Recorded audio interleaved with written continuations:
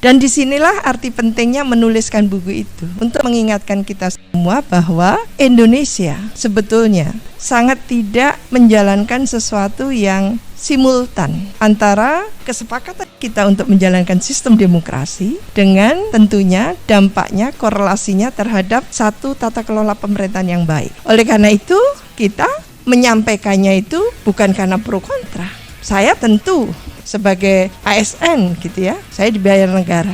Wajib hukumnya bagi saya abdi negara dan abdi masyarakat, bukan abdi penguasa, bukan abdi partai politik. Jadi itu poinnya. Oleh karena itu pula yang saya sampaikan dimanapun.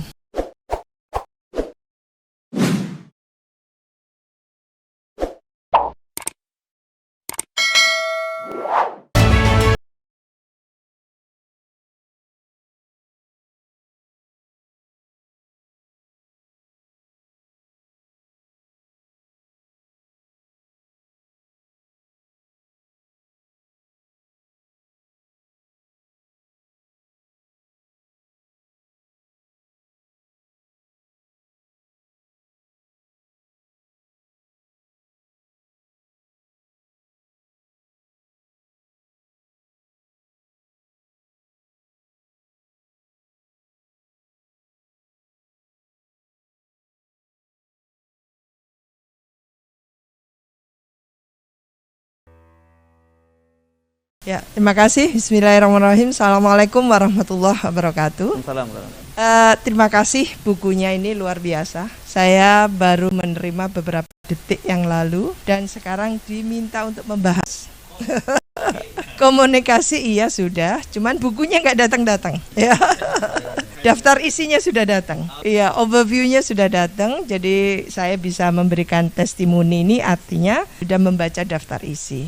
Tentu secara keseluruhan saya sebagai peneliti melihat ini adalah buku yang ditulis secara lugas dan sangat kritis gitu ya, untuk memahami fenomena yang ada. Kata kuncinya ini kan dua, yaitu keserakahan dan pandemi COVID. Loh kok iya gitu ya, sudah pandemi, musibah, serakah pula. Jadi kezoliman yang luar biasa itu. Penulisan buku ini adalah menurut saya penting karena memang memahami korupsi di Indonesia yang sudah levelnya sampai bencana korupsi itu tidak juga membuat kita bergeming gitu ya. Sudah bencana korupsi, ibaratnya tidak ada berita tiap hari itu tanpa ada berita korupsi. Bayangkan untuk level kepala daerah itu sudah 437, luar biasa banyaknya. Belum lagi yang di DPRD, di DPR, kabinet, dan tadi disebutkan keserakahan dan di era pandemi ini luar biasa welo-welo. Pada saat masyarakat yang tidak mampu menunggu-nunggu bantuan, bansos, terjadilah di Kementerian Sosial korupsi yang luar biasa itu. Itu menurut saya nggak masuk akal rasanya. Tapi itu terjadi. Dan disinilah arti pentingnya menuliskan buku itu, untuk mengingatkan kita semua bahwa Indonesia sebetulnya sangat tidak menjalankan sesuatu yang simultan antara kesepakatan kita untuk menjalankan sistem demokrasi dengan tentunya dampaknya, korelasinya terhadap satu tata kelola pemerintahan yang baik. Dan ujung-ujungnya adalah sebetulnya pembukaan konstitusi. Apa itu? Mencerdaskan dan mesejahterakan masyarakat. Dan itu yang sulit sekali. Saat ini yang terjadi adalah tadi itu, secara ekonomi disampaikan bahwa ada kemerosotan dalam hal ekonomi tadi itu menyebabkan indeks kesengsaraan masyarakat meningkat dan indeks kebahagiaan masyarakat tentunya gitu ya menurun kan itu. Nah ini jadi pengangguran dan sebagainya. Kita ambil contoh yang paling dekat dari ibu kota itu adalah Banten. Tingkat penganggurannya luar biasa tinggi. Itu satu contoh. Tidak usah jauh-jauh. Lalu juga yang namanya penyakit yang bukan COVID, tapi yang otaknya mengecil dan sebagainya itu apa? Lupa saya.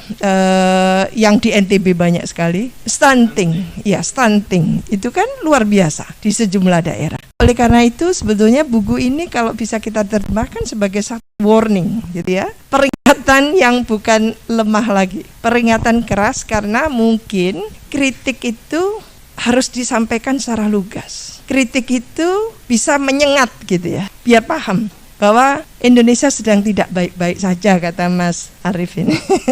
Iya, Indonesia sedang tidak baik-baik saja gitu. Oleh karena itu menurut saya tetap kritis penting ya. Hanya saya usul apapun yang kita kritisi dari rezimnya Pak Jokowi, JK, Pak Jokowi, Pak Ma'ruf Amin, kita harus balance.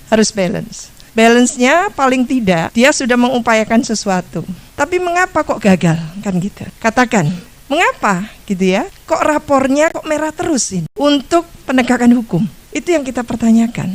Karena bagaimanapun juga pemerintah akan berargumentasi bahwa pemerintah itu sudah bekerja luar biasa, gitu kan? Luar biasa Pak Jokowi rambutnya rontok, katakan gitu kan? Oh, sembam gitu. Karena serius kan gitu. Kalau kurus kan aslinya saya enggak tahu. Iya, jadi saya tahu karena dulu menjadi panelis waktu beliau menjadi calon gubernur DKI Jakarta.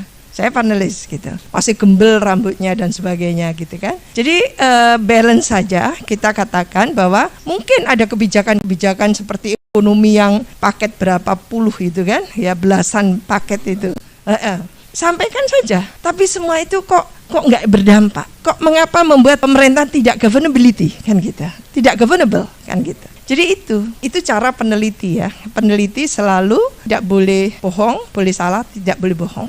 Jadi dia menyampaikan apa adanya tanpa mengurangi, katakan gitu ya, faktualnya. Jadi tidak ada exaggeration di situ. Tapi kelugasan kritis tadi itu wajib. Karena bagaimanapun juga visi besar Pak Jokowi itu adalah membangun kualitas SDM atau SDM unggul. Artinya apa? Adalah masyarakat yang cerdas. Jadi kalau Pak Jokowi tidak berkomitmen gitu kan untuk membangun masyarakat yang unggul tadi, itu berarti kan tidak berpihak pada kita sedang mencerdaskan. Terus terang kita sebagai Muslim ya itu memiliki satu kewajiban untuk siar kebenaran, untuk siar yang membuat masyarakat itu enlightening, tercerahkan, teredukasi gitu kan. Oleh karena itu kita menyampaikannya itu bukan karena pro kontra. Saya tentu sebagai ASN gitu ya, saya dibayar negara. Wajib hukumnya bagi saya abdi negara dan abdi masyarakat. Bukan abdi penguasa, bukan abdi partai politik. Jadi itu poinnya. Oleh karena itu pula yang saya sampaikan dimanapun. Entah saya sebagai narasumber BIN, dimanapun, Hanas gitu ya. Karena saya PNS, saya abdi negara, abdi masyarakat. Saya akan taat pada peraturan. Kritis itu adalah intelektual. Tanggung jawab moral intelektual adalah ikut menjaga amanah. Ikut yang tadi itu abdi masyarakat berarti ikut mencerdaskan masyarakat.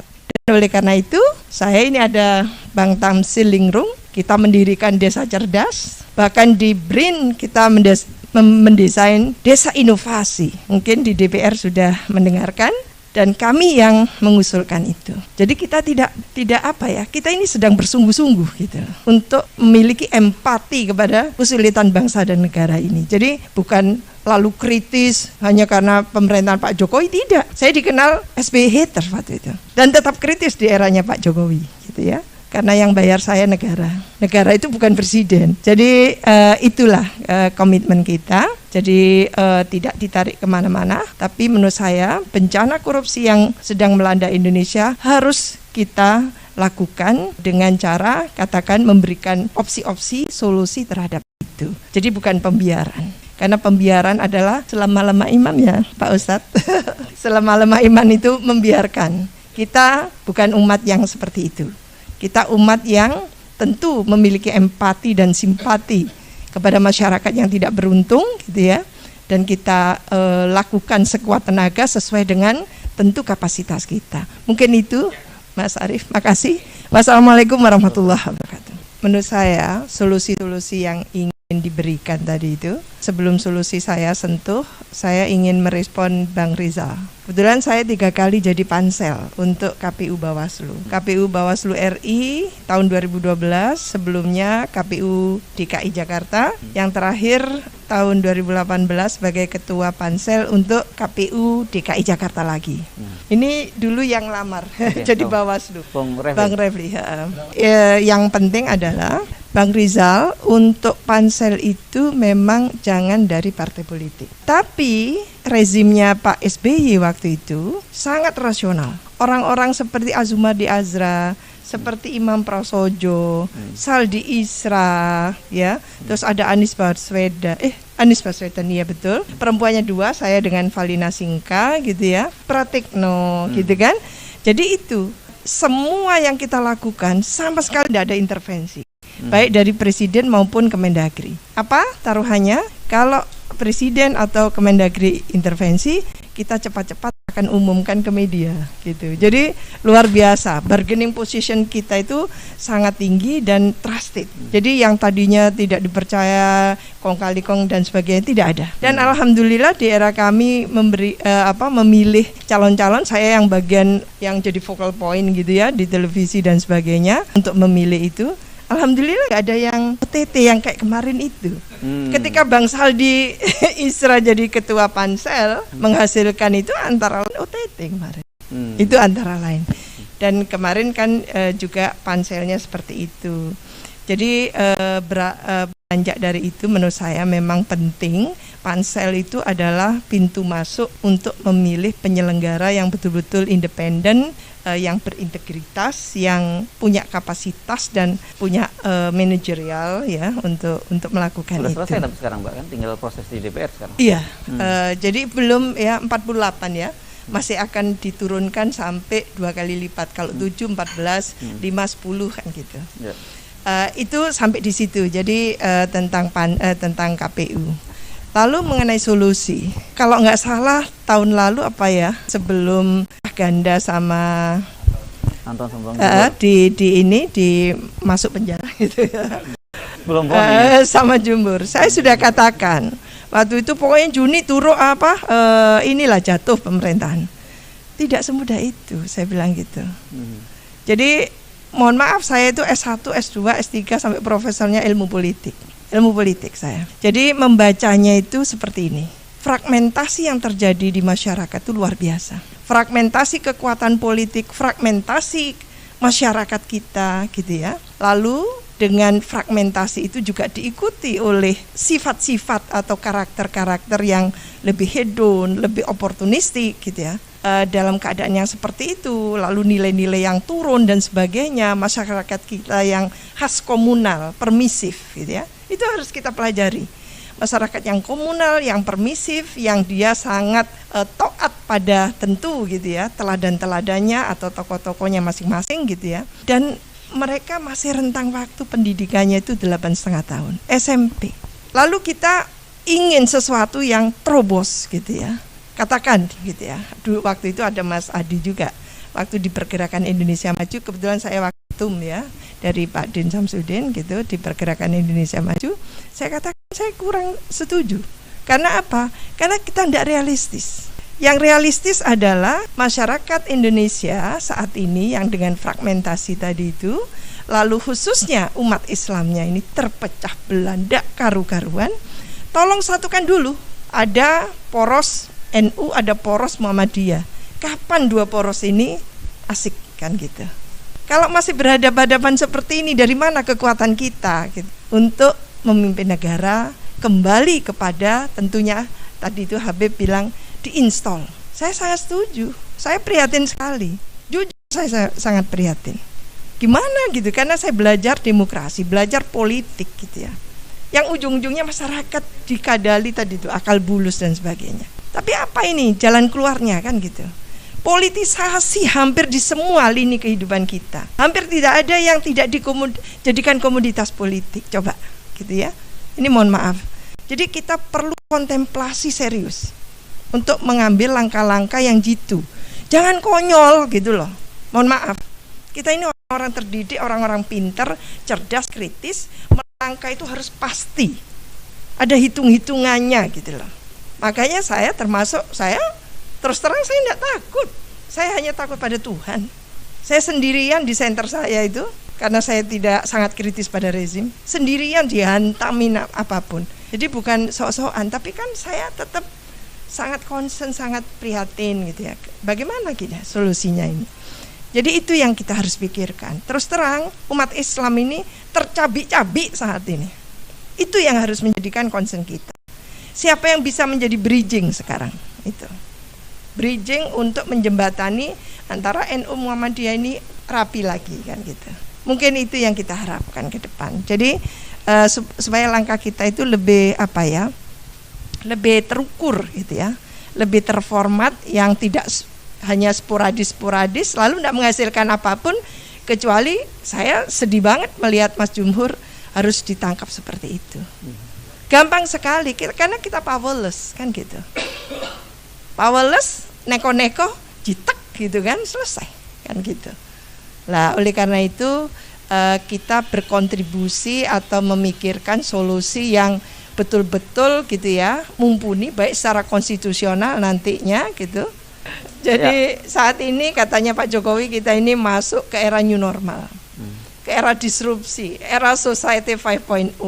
Jadi kita bisa goodbye gitu ya terhadap jadul gitu kan. Jadi tidak bisa lagi kita berpikir analog.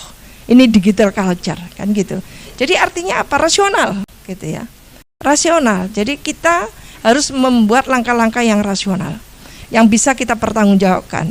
Dan tentunya gitu, bagaimana bisa mendapat dukungan luas ya, publik luas itu ya memang harus trusted. Terus terang, kami ini kan, kami ya, bukan kami ya. Ini organisasi yang loose gitu ya. Siapapun bisa kumpul dan sebagainya.